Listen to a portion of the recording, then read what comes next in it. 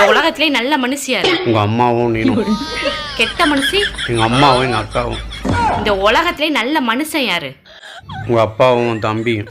கெட்ட மனுஷன்? எங்க அப்பாவும் நானும்.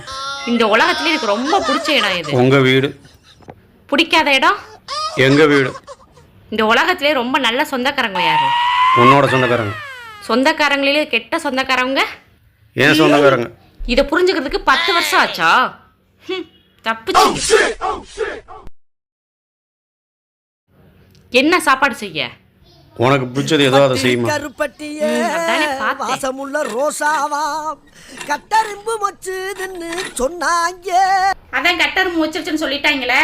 வாங்க வந்து காய் நறுக்கி கொடுங்க.